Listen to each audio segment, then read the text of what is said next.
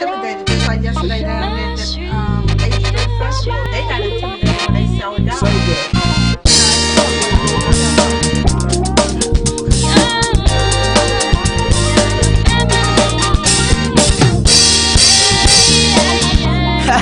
Yeah.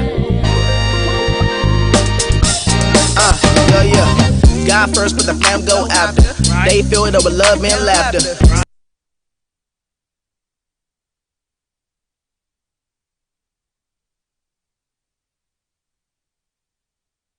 DMV family, the DMV first family of style.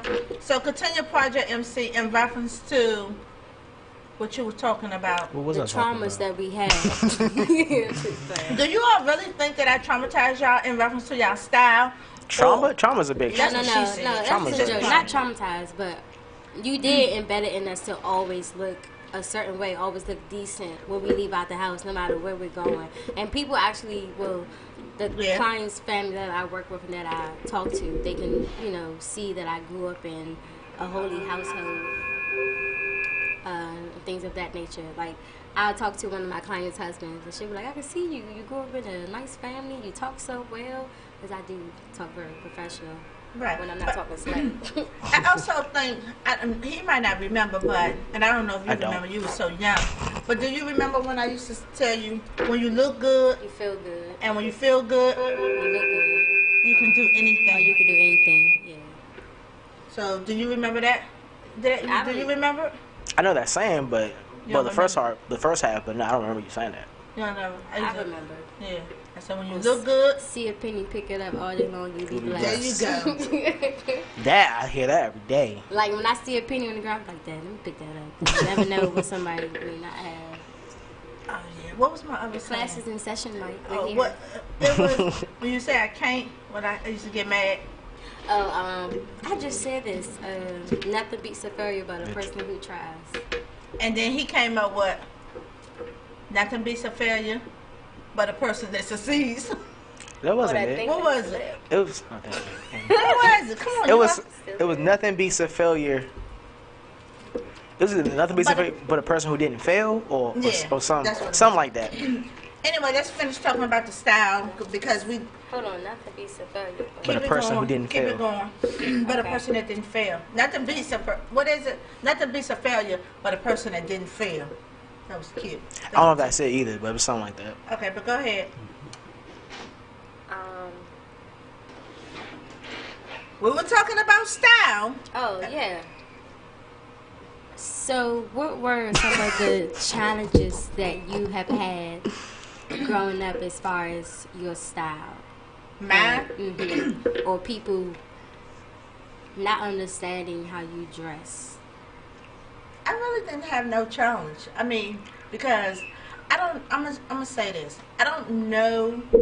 My mother died when I was 12, so the confidence that I have, I think it came from her and my father, because it never bothered me whether someone liked my style or not. When I was a teenager, and I had two best friends, and we all sometimes, especially, we would dress alike, and say we have the same shirt on, but the majority of the color in the shirt is blue, and maybe a small portion had pink. I would bring out the pink. They might would put it on with jeans, but I would bring out that pink and put it on with a pink skirt or something like that. So I never, the confidence that I have, I guess God knew what I was going to go through, because it never bothered me whether somebody liked my style or not. So, Mike, what was your style? Like, besides the muscle shirts you had? And the red button-down shirt that he had on out of a large. We got jokes on that. Were you like one of those pretty boys with the black muscle shirts and the gold chain? No, I wasn't the pretty boy type. I was mainly the nice casual type. Nice shirt, nice sweatpants, nice shoes. It may not have been name brand, but it was clean and fresh. I always iron my clothes before I put them on. All of them. Yeah, Still do. One of us iron them. But the question T-shirts was, also. okay, so did you blend in, like, growing up and even now? I never liked to look like everybody else. That's what So what about like your siblings, like your other two brothers or you got two more sisters? Like, how was their style? I'm just curious.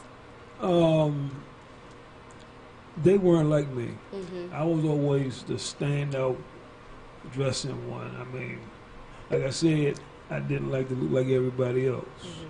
I really think God brought us together because that's weird. That's so weird. That you find someone exactly alike. You know, it had to be God because my style, when I was dating others, they were like, "Oh, you want to be bold today, or you want to be seen." And you know what I'm saying? They couldn't understand. I wasn't a tennis shoe person. I wasn't. I had the money for Chanel purses and all that. I would buy MCMs, but it wasn't. Tennis shoes. But I'm saying, but it wasn't my thing. I still do. I was staying out, and like you were saying that you were staying my own out. Tennis shoes. Okay. So I think that it was happened. Let me ask you something, Tone and my John, Project MC. When y'all was in school and y'all had to, y'all didn't wear uniforms, did your friends ever get intimidated by what y'all would wear? I know Tadanya, I know her friends, and especially in high school, they were, asking her to help them how to dress. But what about y'all? Not that I know of. I don't think any of my former friends got intimidated. But I will say this, and I always look the part better than what. That doesn't mean I was better than them, but I always like look, stood out more decent than they did, to be completely honest. Before you answer that, do you think that when you would have friends that would go out with us, and I would ask you to tell me what they have on, or show me what they wearing, or if they would come to the house, I'd be like, "Oh, baby, let me change your clothes." Do you think that I was too?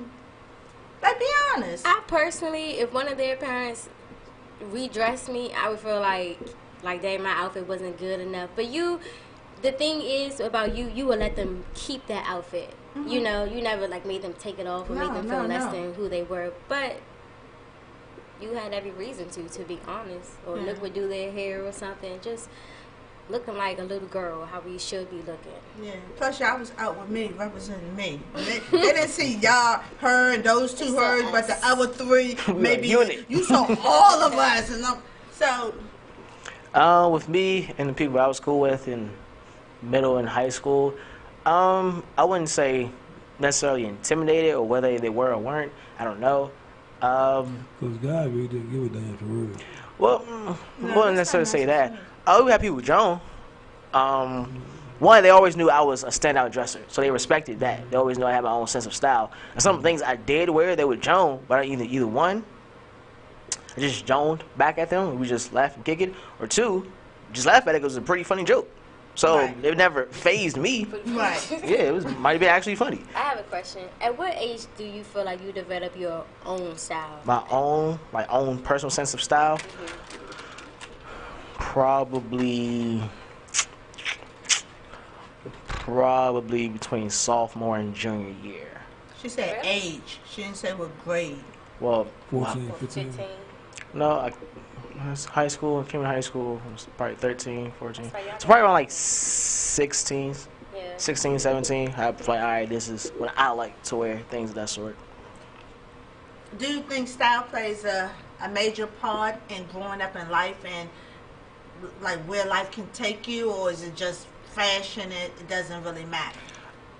I think it just more so depends on what you want to do. I will say there are some things where you have to make sure you look the part for. Right. Like say going in for an interview, you don't want to just have on anything, things like that. That definitely but matters. say like you just going out. Say if you want to be a doctor or something like that, and you just going out to run to the mall or something like that. It's not an interview or anything. You just going out. So I mean, you still want to look decent though. You still want to look the part. You can't just. No, what I'm saying is, as far as having to worry about always looking good, you should always look good. But I guess I want to say I don't think you have to have so much focus on it in regards to how others are going to judge you when you walk out the house. I think if you're comfortable in something and you want to wear it, do that you? should be no matter what. Right. Yeah. That's part of style is who you are. It's not trying to be like anybody else, and I think that's what sometimes like people get confused. Last night, a lady told us. She said she known us for a while. We don't see each other often, but we seen her, and she said, "That's y'all. If I ever see y'all do anything less of that, I'm gonna hurt y'all." She said, "Y'all been doing that for years." And so it's just who we are. But it's no right or wrong way to me in style. It's who you are, how you want the world to see you. The confidence you carry. But I will say there's a right and wrong way in reference to how you present yourself. Right. So, meaning that if I have on a white t-shirt and jeans, that's my style. That's what I want. But if I have on a white t-shirt and my jeans are hanging down and you seeing all I'm presenting myself like this, like I don't care. Or if I have on a white t-shirt and as a woman, half of my boobs and stuff showing, and some jeans, and somebody might have on some thongs and that's showing. You're presenting yourself like that. So it's not about what you have on; it's how you're presenting yourself. Do you see the difference? I see what you're saying. I see that, but then I think I'm not you, you not me. How you gonna wear your stuff? Go ahead, do you? I don't really care that much at all. It's not about caring about others. It's just that you want people.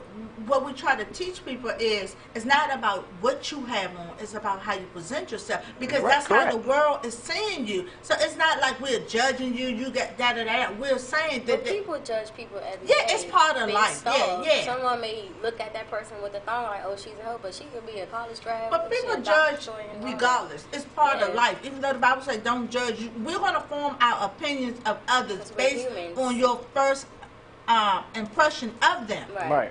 So that's life. We can't change that. For sure. But you could change your second impression of that person.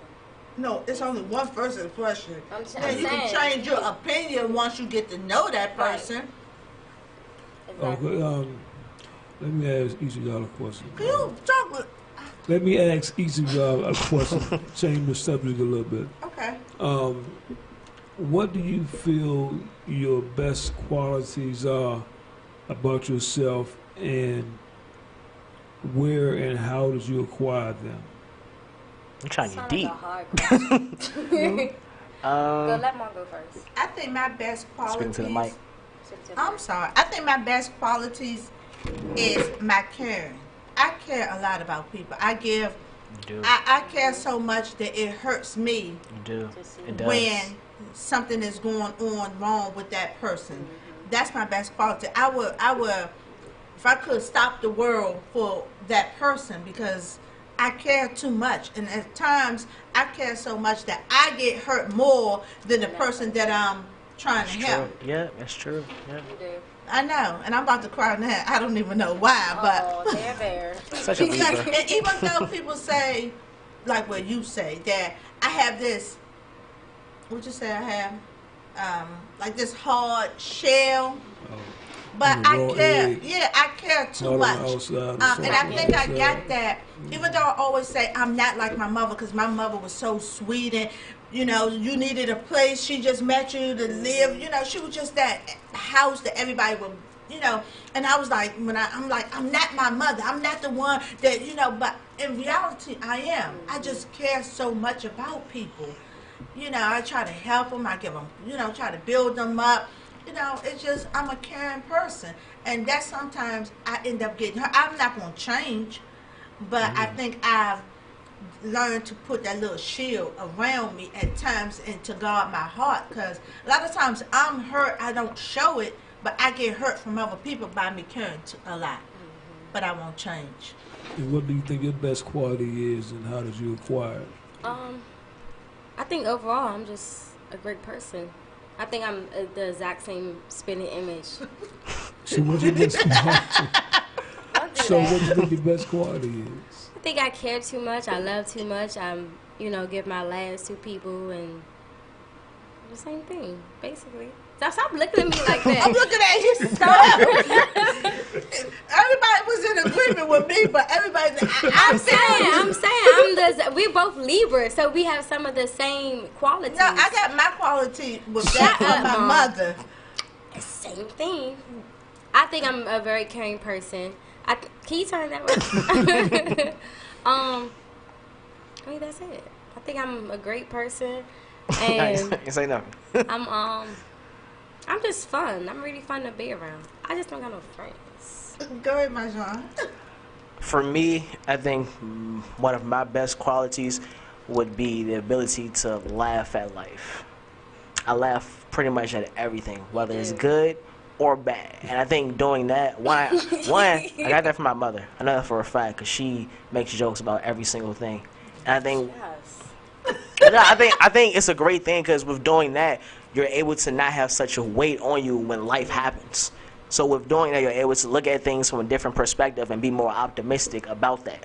And two, I think me staying so positive and standing out in my group of friends, because a lot of times people come to me for advice. It could be things I may even have no experience in, but they just come to me because they know I always have something good to say, something optimistic to give them, and some kind of hope that I can give them in conversation. I always say that words are the most powerful thing a person can hold that's free, and just giving words to a person that can always change their entire perspective, their entire day. So I always try to give that. If not giving anything monetary, the least I can give you, probably the best thing I can give you, is my words. That's good. Technically, my answer sound bad. What's yours? I think my best quality is my calm demeanor. And I'm a very good listener. I will definitely listen to you, but afterwards, I'm giving my opinion. And whether you take it, use that or not, that's on you. But I would never say nothing to hurt you. I'm just I think I get it from my mom's, because A calm demeanor. yeah, she's always loving and caring. And growing up, she was soft side, and Pops, he was the iron fist side. Either his way or no way. And I got it from my mom, I guess. In this family, there was no iron fist side. Like, no, just an iron mouth. I guess if that's the case, that somewhat is an iron fist. Well, all depends on what you did. that was a heck of an effect right there. I remember. I don't know. no, hold up. I don't think I was An iron fist? I don't know. I feel like you. Describe iron fist. Describe iron fist. Punching. No, just don't play in thorough and hey, you doing it like this. Period. his way or no way. To some extent, you. Not exactly how you describe Granddad, but I guess. Yes, you see that demeanor. You didn't grow up in my household. But you can still see that demeanor. Pops didn't play. Granddad is very. I'm talking about as far as mom being like that. Oh. That's what I'm saying. I wouldn't describe her as exactly how Granddad was. What would you say? A firm fist? Mom's, she was and still is a sweet side. I'm talking about my mom. Oh. Mom, that's what I'm saying. He listens though, but he don't. He listens. He just don't comprehend. Say it again. But no, I don't think Ma is just how you're describing Granddad. I don't think she's like that in terms of how you're saying iron fist, like a real dictator. Well, most of the time it's either her way or no way. So that's what he was saying about Granddaddy. No. Not with him, but maybe with me and the other one. Yeah. The other one has the name. Tadanya. Her. I guess. You was just okay with everything. Like, you just, okay, I can't go and this with it. That is true. With me, it's like, well, give me a legit reason as to why I can't go. Because if it's something that I really want to do, and I never understood why do you all feel the need to question when I say no. No, that's what he would mean about Pops.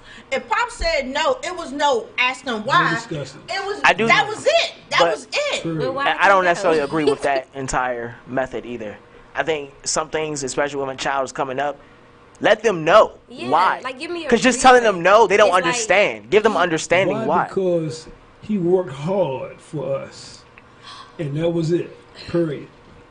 Most of the time, I wouldn't just say no. I would He kept say a no roof over our because. head. Yeah, no, that's Yeah, good. I But always say just saying no, but I think you- that can give them. Because But then no, it starts they to feel want like to a know why, dictatorship. because Now you they don't want to think come that's to you for because. things. Like growing up, if you had a problem, did you go to mom's or granddad? Everybody wants to. That's exactly why. Because you knew Ffos was going to knock Yeah. your head over. Or it was just no. I think that's how it was back in those days. But they had much respect for their parents and for people. Right. It seems like I wish that we can go back before the government got involved with the and families and stuff like that.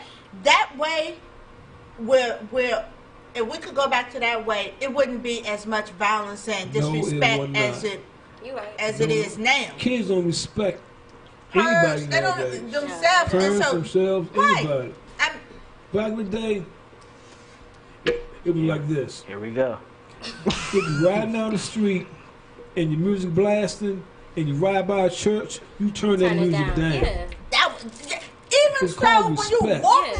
walking across a church, had that. when we was growing up as teenagers, and You I wasn't a cursor, but I will Your curse. language, out of I respect will for curse when the you know dead. if you make me mad. But if we walk in and we so when you come near a church, it's like everybody get quiet Well, the until you elderly. pass that because church. because of the respect. If you got on a bus and you loud or whatever, and an elderly person got on the bus, it's like Quiet everything down. get quiet. Yeah. If she needed a seat, you automatically got up.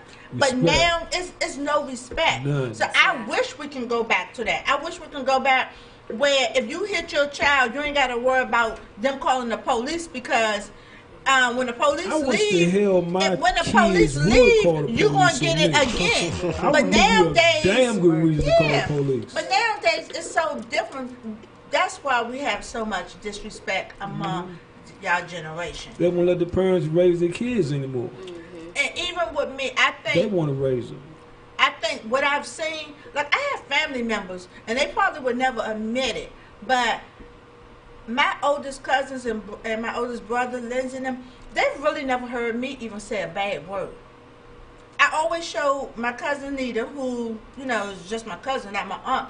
But I always believed in certain people, you just gave them that utmost respect. Yeah. You know, I would Yeah. never curse or anything like that in front of them. But nowadays, you have kids, and even my daughter sometimes, they curse and stuff in front of me. I don't like it. I know they're grown, 30, 26 and all that, but We don't. you don't curse like a F this, F that. You might say It's that. only within a joke, honestly. You're right. But at the same just as a normal conversation, no. No. But I still think that kids shouldn't be cursing in front of their parents, just like I don't think adult parents should be cursing at their minor kids. I heard that today. Yeah, I don't know if y'all heard it, but I heard that today.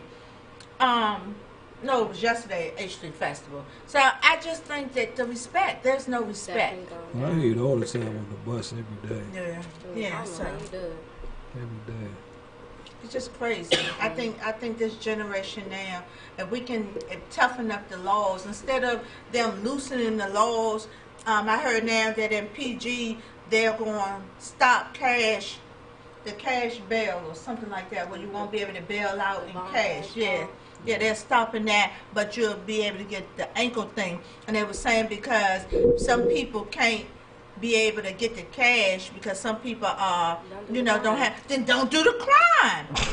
Right. Before I do this crime, let me make sure somebody got some money to bail me out. We're pacifying people so much now. If you don't have the money to bail out, then you shouldn't have done that crime. You should have thought about that, whether it's just a driving ticket or something like that, or a major crime. But you should have thought about that. So we're we're just Pacifying people. Yeah, Too y'all don't know what that means. I knew what she meant. Like, we not tasting them? You know what I mean? Yeah, I know. Let me ask y'all this also. How do y'all feel about the welfare system? We never Should been on it? I don't know. I know yet, but should it continue?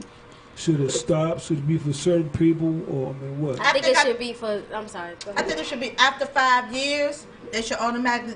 within that 5 years, the government should make them go to some type of trade school, some type of, if it's high school or whatever, work program. But I think after 5 years, they should be cut off. I think a voucher should be good for 5 years. Then you automatically cut off. After 3 years, you feel like you don't even want no job because you got the government helping you pay for and you everything. living in, I think it should voucher be less than section 5 8, years. I think 5 years. It should be helping you 5 years. But then if you have another child within that 5 years, no, your 5 years started with the first child. That's me.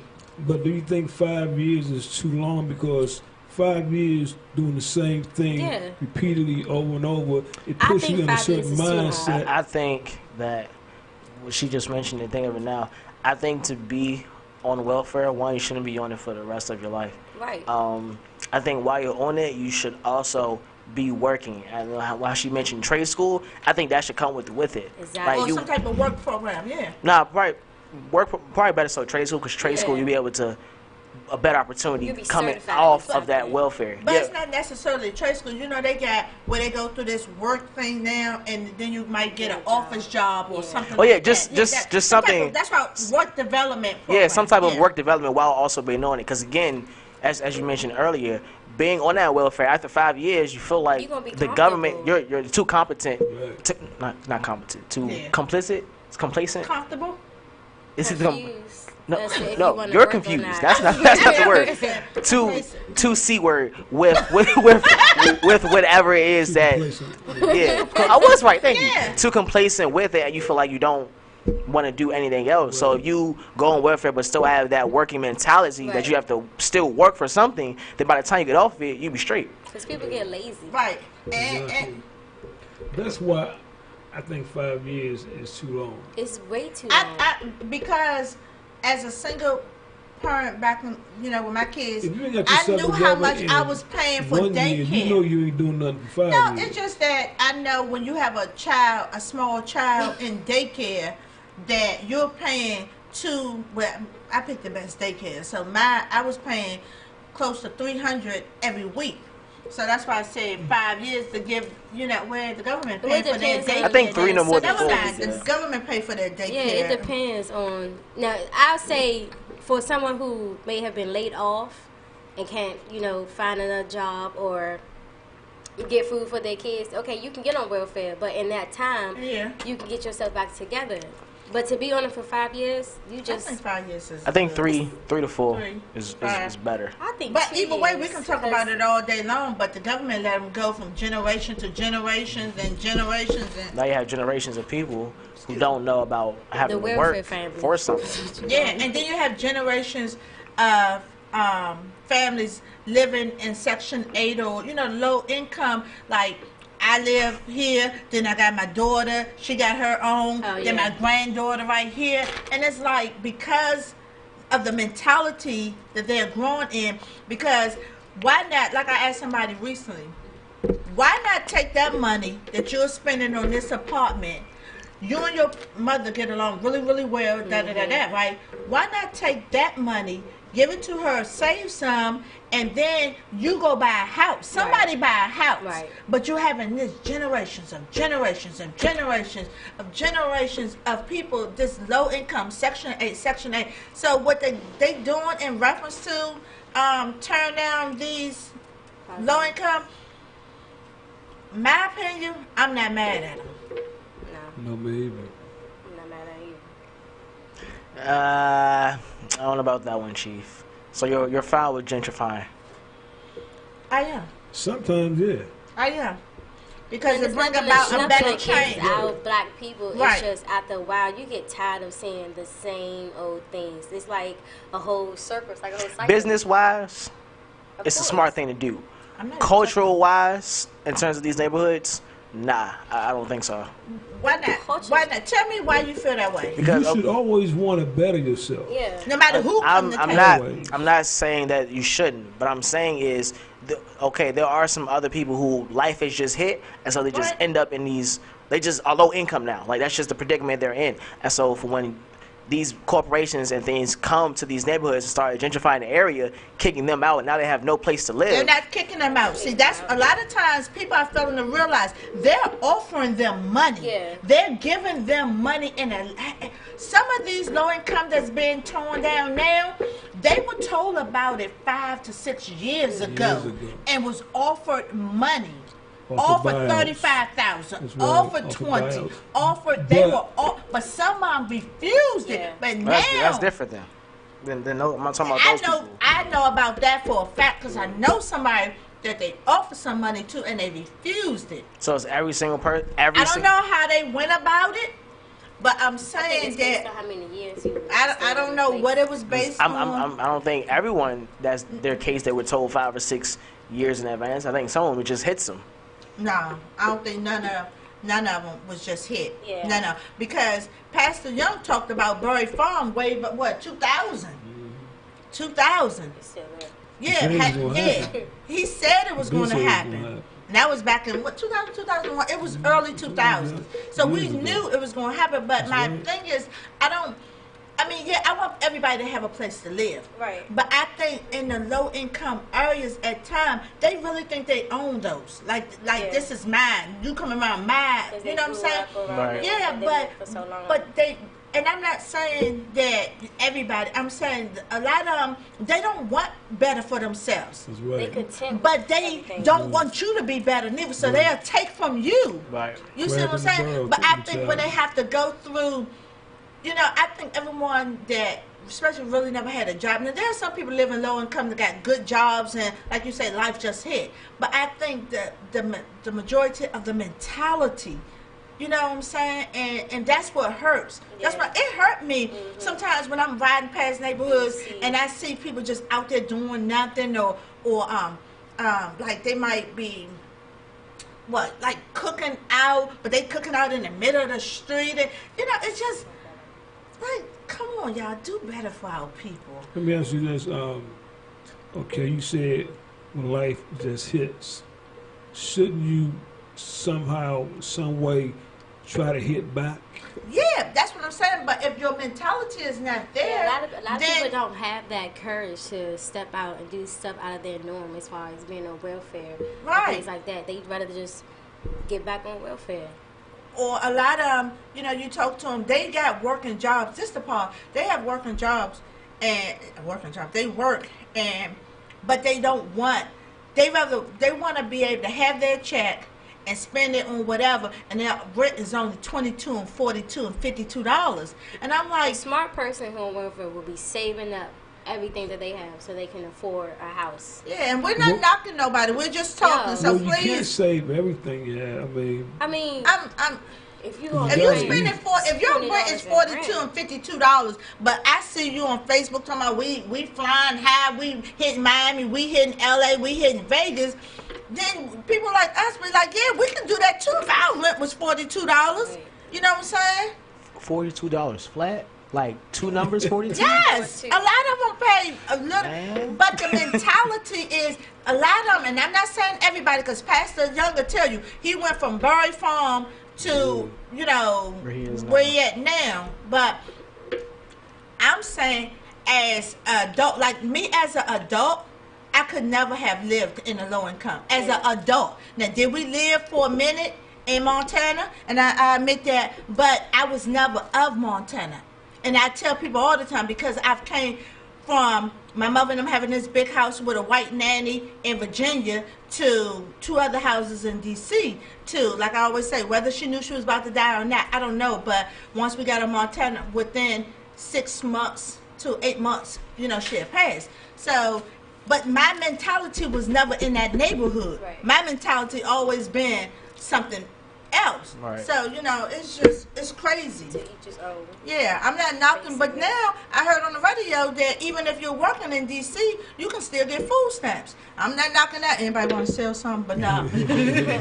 I'm not knocking it, but it's just so many government assistance out here for people that really nobody should really be living in poverty. So why do you think it's so many homeless people if it's so much help from the government? Some people homeless not be. Go ahead. Are just lazy. I don't think of that. And they don't know how to respond, and if they do know how to respond, they just don't want more than what they got because they think what they have. I don't think everybody like that though, because some people are homeless not because they don't want their state of mind, because they might have lost a loved one, they might have got on drugs and never recovered. So it depends on why they're homeless, because not everybody homeless want even shelter. You know, you go down there, and some of them they comfortable, so it depends.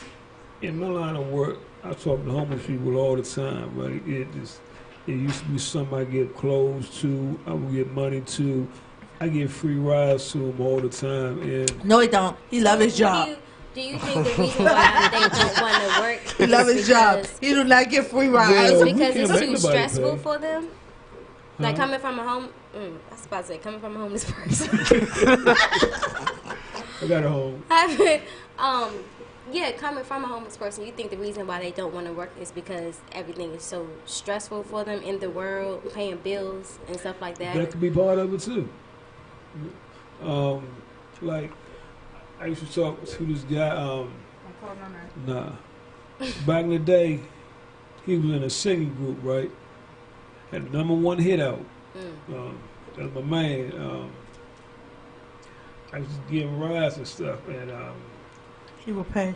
I just say, so and so, what happened? So he said he used to live with his sister, and she moved, and he couldn't move with her, so he just went to the street. So I said, so why don't you try, to get your own place? What he said, I'm good right here. So he's comfortable with You could complacent. That's crazy. I'm good right here. You have to be at a very, very low stage in your life to be comfortable to sleep in the streets. You're right about that. Because I and don't do it. Some of them say it's safer out on the streets than it is in some of these homes. It could be. Because homes or shelters? Shelters. So because that could be true. Because in them shelters, they steal from you, they beat you up, all that type of stuff. But in the streets, they got their own little spot. Everybody's on the same level. Like it's this a community of homeless folks on my route, right? It's like I've seen a lot of campers out there. Yeah. They pay to get on the bus. but you know what? A lot of them get checks too. Now remember that. A lot of them get checks. Some of them get disability. Remember my brother had a friend, he was living in a shelter, he got a disability check, and when he got it, he would go... What's his disability? I don't know, but remember I gave him a bunch of... from a home. and I gave him a bunch of my father's clothes and stuff, but a lot of them just don't want that responsibility of having. But then there are some that's mental. They might have lost a loved one, and so it's to each his own. I think the part that I don't like is when you have the ones that live in shelters, especially the women that live in shelters with their kids, and then they have their boyfriends come over, and to the shelter? Yeah, and I think that shouldn't be. It's not funny. No, because that's real talk, right? I just want to clarify. They bringing them to the shelter. Yeah, and I think that there should be some type of rules or something, because if you see me in a shelter and I'm struggling, help me. Right. Don't just come and lay up with me in the shelter.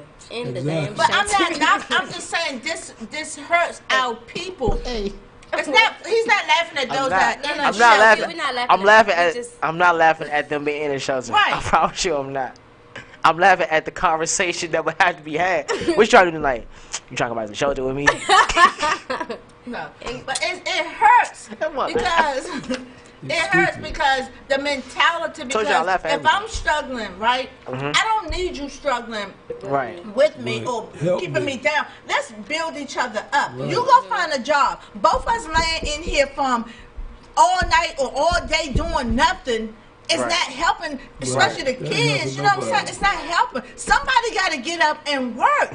Or both of us need to go drop the kids off at daycare or school. Let's help each other. But a lot of them don't see it that way. And I'm not knocking nobody. Please don't, common or Anytime I whatever. think It's a about mentality Fun. thing. People It's need a to. mentality. If you change your mentality, the way you. This is with anything. Look at life. You'll be able to conquer pretty much everything. Right. Not pretty much anything. It's just the way you look at things. You don't have a perspective of being optimistic, and you're always pessimistic and not seeing the other side of things. You're always going to stay in the situation that you're in from the jump. You'll never change. Right. So. You have everything you need in you to succeed. I heard someone say, if you have a gift, use your gift. Say your gift pays you $10, right?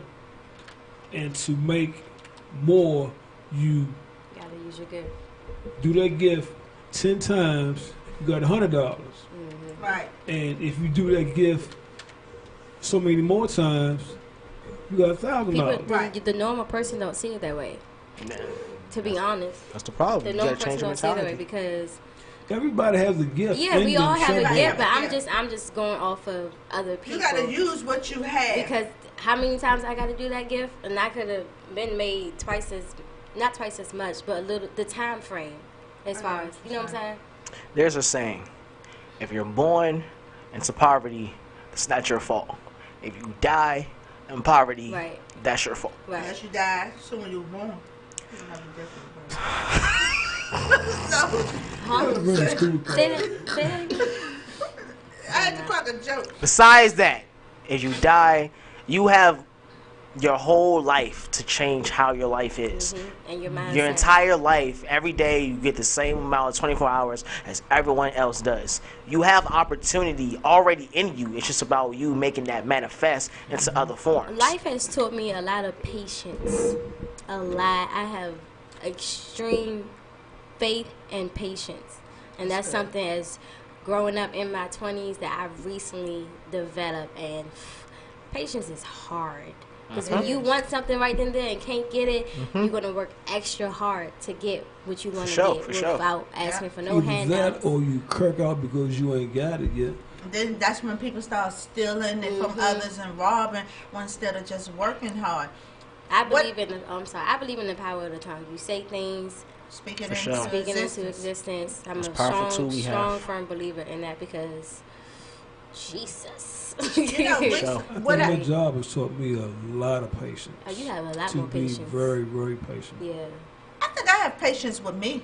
Oh yeah. With yourself. You don't have patience with other I people. do have patience. When I say me, because no matter what comes my way, I don't stop doing what's in me as yeah. far as my dreams. yeah. And But as far as you having patience, we're talking about in reference to There's life. different forms of patience. It's, Different forms of yeah, patience. yeah. I have no tolerance for bull crap. Yeah, like My prime tolerance for example bull yesterday. I didn't like what he did. Right, but And I spoke up. dealt. Yeah. Yeah. You know, It was in but there. anyway, my point is, I don't have tolerance for Right. bull crap. I have patience. That's what you got to understand. All that I don't Right. because Even the I like bullying. let's just keep it moving. That I don't deal with drama. You're right.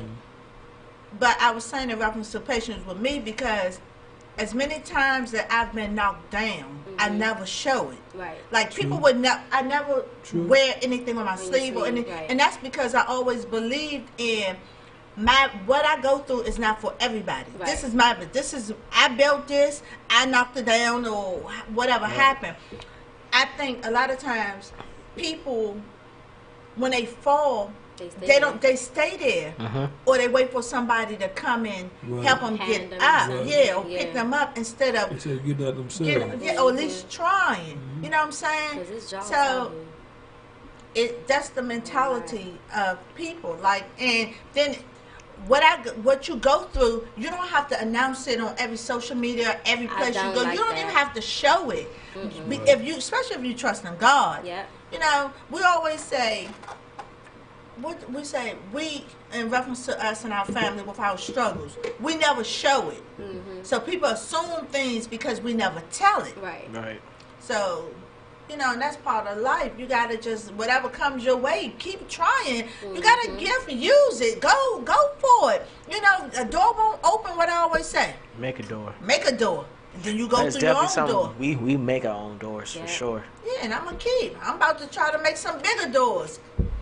Please do. Yeah, because I claim 2020 will be the best. It has to be. With the Michael Credle collection, with Project MC, and with us, period. Because period. Yeah, just period. We coming back stronger. We you know. He don't even know. I'm sorry. That was a period? What happened? And we're advising you all, don't give up on your dreams, on your family. Just keep fighting. You gotta go for it. Gotta have faith. You know, I get tired of people saying, it may I've not be been trying. easy, but it's going to be worth it. It's going to happen. You know what I get tired of when people say, I'm trying. How you trying? Not trying. I'm saying, I'm going to start it. When? You've been telling me that for like 4 or 5 years. Either you're doing it or you're not, period. Right. Just keep your head up and keep going. Before we finish, I would say this. This what happened to me at Chuck Brown Day. Yeah, 10 minutes. 10 minutes. A young lady came to me, and I should have mentioned this earlier. And she said, I always wanted to tell you this. Growing up, and she was about a little shade, 2 shades lighter than me. She said, I don't know how you deal with your confidence. She said, no, she said, your dark skin. She said, in my house, I was always ridiculed for my complexion. She 2 shades lighter than me. It was right there when she was talking to me down Chuck Brown. She said, but no matter what, you never let your dark skin bother you. You always show confidence. She said, I've been wanting to tell you this for a long time. She said, I was going through hell in my household about her complexion. So we have to talk more about that on the next one. We gotta wait till the homeboy come back.